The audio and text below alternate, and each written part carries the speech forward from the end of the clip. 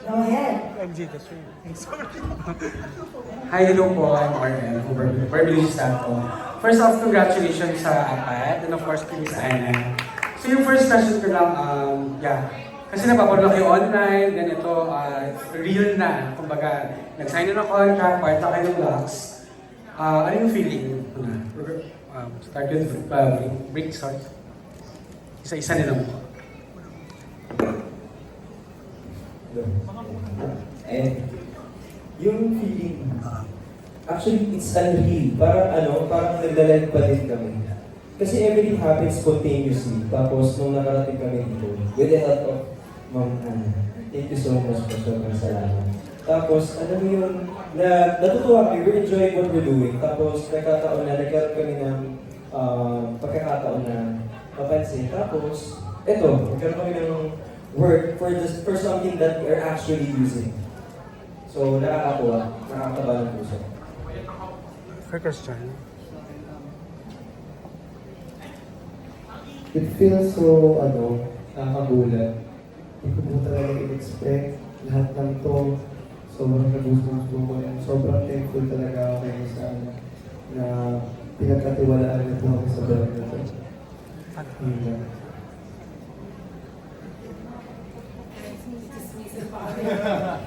Ako yung feeling ko sobrang no-offer.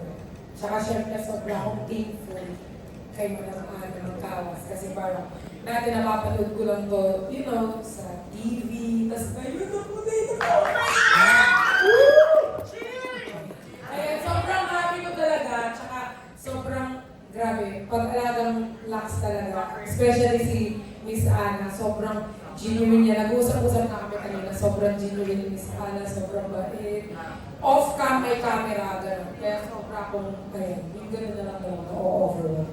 At saka naalala mo, last time, yung unang pagkikita namin, dito din, sa Sheraton, dito rin mismo, sa hall na to, launching ni Zainab, yung contract signing renewal ni Zainab. So dito kami unang nagkita. Na-witness mo yung moment na yun with Zainab, and now, ikaw na yung nandito sa stage na nilo-launch, diba? Sobrang thankful. How about you, Joe? First of all, I'm very grateful and overwhelmed ako sa nangyayari kasi this was very unexpected. Yung pagbuo ng Team Bartagulan and it opened doors and opportunities, but it was never planned. Very genuine yung naging samahan, and now nandito kami sa Lux family, naging party kami, and we're more than blessed dahil pinagkaloob sa amin yung trust, binigay sa amin yung trust, and isa lang yung masasabi ko is, itong trust na to, pangangalagaan namin, at pagbubutihan pa namin. And grateful din ako kay Miss Anna for giving us the platform, this opportunity, Miss Anna.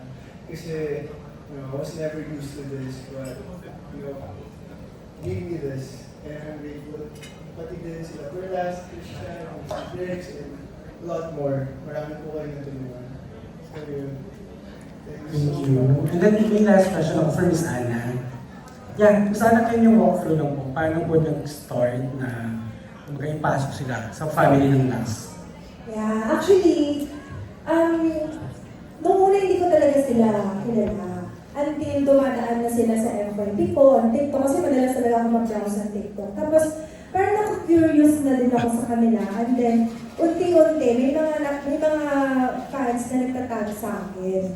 Tapos, meron akong friend na, kasi in-stop ko si Perlas. Si Perlas talaga yung unang in-stop ko sa kanila.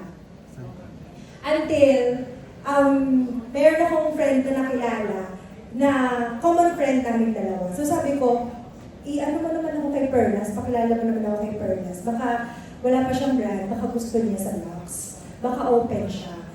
And then yun niya, pumayag naman si Perlas makipagkita. Kasi sabi ko, mag-meet muna kami. Kausapin ko muna siya kasi, again, syempre, I want to hear from her muna kung okay ba sa kanya yung produkto before she enters. Kasi yun naman talaga yung gusto ko, galing sa kanila mismo, na yung experience nila dun sa product, yun yung ilalabas nila sa mga tao. And yun na, nagdire-diretso na. Tapos, sumunod kami ng GMA Gala, sinama ko si Perlas. And yung pagkaka-involved ni Christian, ni Cholo, tsaka ni Grace, eto, unexpected din talaga. Sobrang bilis ng mga pangyayari na hindi alam ni... At first, tinanong ko si Perlas, sabi ko, pwede ko bang makuha yung number ni Christian? Kasi na-meet ko si...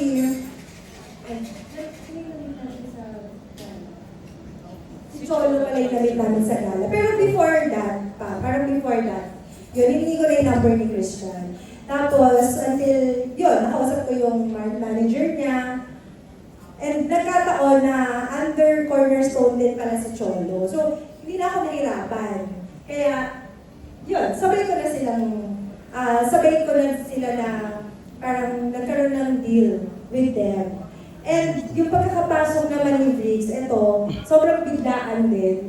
Diba? Kaya nakakatuwa. Pero sabi ko nga, matagal na kaming magkakilala ni Briggs. Kasi sa TikTok, may mga events na nakikita na kami. Tapos napapakilala siya sa akin kasi nga magaling siyang mag-live selling.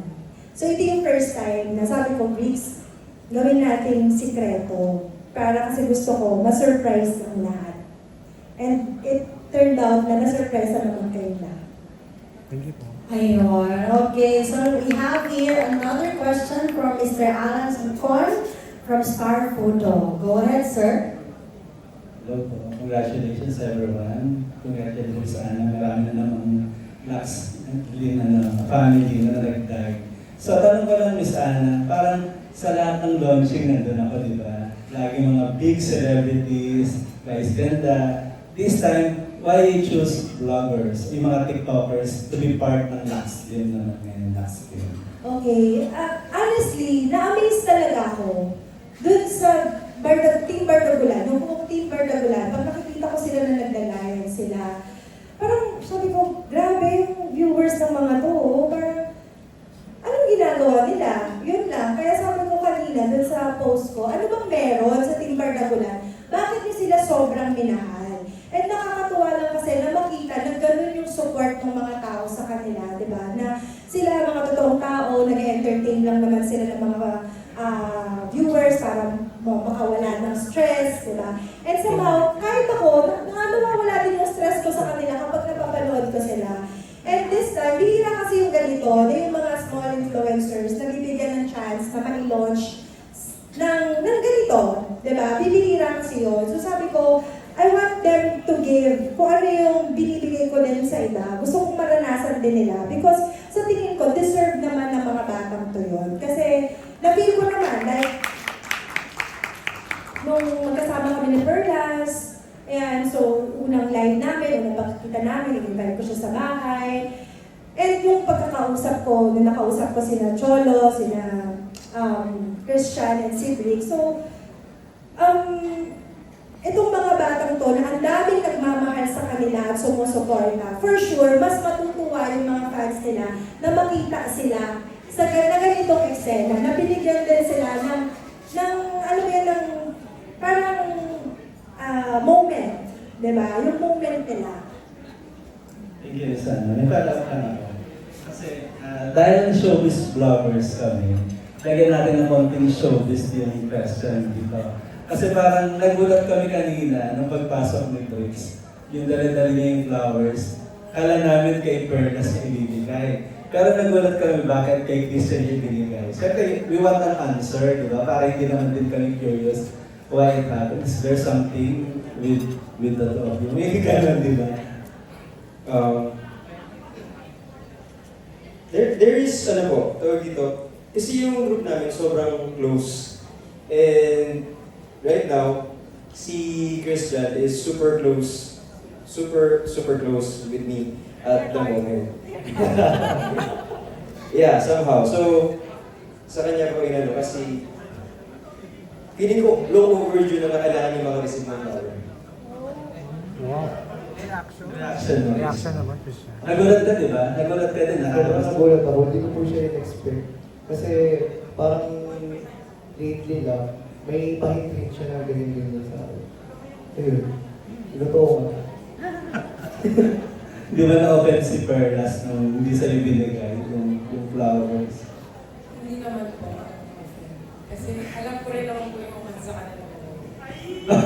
Ano yung alam mo? Hindi ako na-offend kasi binigyan naman ako niya ni Madam Ana.